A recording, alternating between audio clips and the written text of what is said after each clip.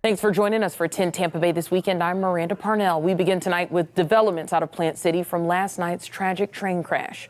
Now, 6 people are dead, including 3 children, and 1 person is still in the hospital with life-threatening injuries after that train crashed into an SUV last night. The Hillsborough County Sheriff told us the people in the SUV were traveling to a birthday party. This happened on US 92 on Jim Lefler Circle. The sheriff says an oncoming train struck the vehicle, reportedly causing 5 passengers to be violently ejected from the SUV. They were pronounced dead at the scene. The driver and front passenger were taken to Lakeland Regional Hospital with life-threatening injuries. And this morning, deputies announced that the driver also died. Right now, 10 Tampa Bay's Miguel Octavio is live nearby where this happened. And Miguel, we are learning more about the people who lost their lives.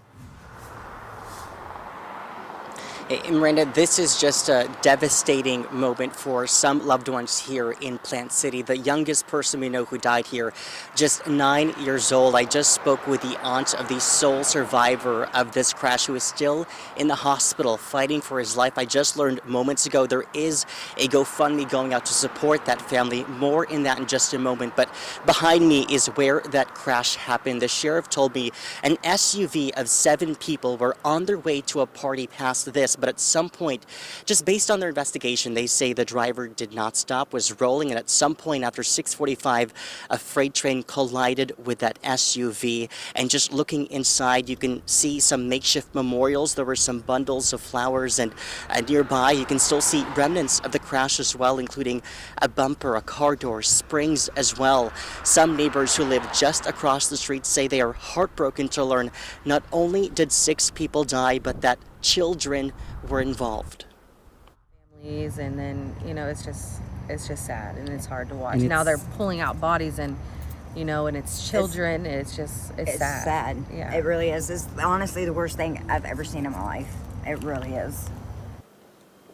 And we just want to take a moment to pay respects to those who lost their lives. The sheriff's office released their names, and they identify them as Jose Hernandez, 52 years old, the driver, and Adelia Hernandez, 50 years old, Jacob Lopez, 17 years old, Alyssa Hernandez, 17 years old. The sheriff also adds Aniela Hernandez, 22 years old, and the youngest, Julian Hernandez, just 9 years old. And one of the men, 23-year-old Guillermo Gama, is still at Lakeland Regional in critical condition. Again, I just spoke with his aunt moments ago, and she tells me there is some sort of fund going around to support that family. We'll take that information and share that as soon as we can. But right now, some neighbors here are just hoping for some sort of added security where this crossing is, perhaps flashing lights, perhaps crossing arms that can alert drivers even more that there could be a train passing here. In the meantime, they are just hoping not one more crash takes place here so they don't have to go through this anytime soon. Reporting live in Plant City, Miguel Octavio, 10 Tampa Bay. And that train was affiliated with CSX. A spokesperson says the company extends its deepest sympathies to everyone impacted and is working to support law enforcement with its investigation. Well, as the probe into that crash continues, investigators are trying to figure out what may have caused the driver to slow crawl onto the tracks in the first place. Our Aaron Parsegian speaks with an expert about what safety features were in place at this particular crossing. By viewing the camera footage, we see the driver of this SUV pull up and slow crawl across the railroad crossing, but never stop to look both ways. Why that is what investigators are left to figure out after 6 people were killed in a car struck by a train at this Plant City railroad crossing. This is basically a private road, like an access road to somebody's residence. Michael Callanan is a rail safety expert and former conductor. He says the railroad crossing and stop signs are in view, and because it's a private road, no other safety measures are legally required. It's not like a regular traveled street that's maintained by the state, county, or a city.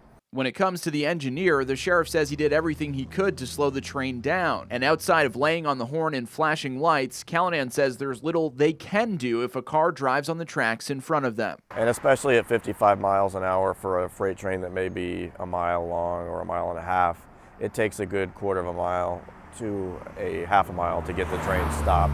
On Sunday, officials were on site taking photos of the rail now surrounded by debris. I'm assuming since there were fatalities, federal regulators will be on the scene at some point to assist in the investigation.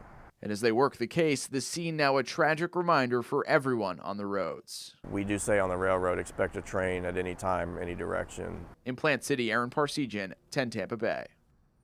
And as we continue to follow developments on the crash, we will alert you as soon as we learn more on our free 10 Tampa Bay app.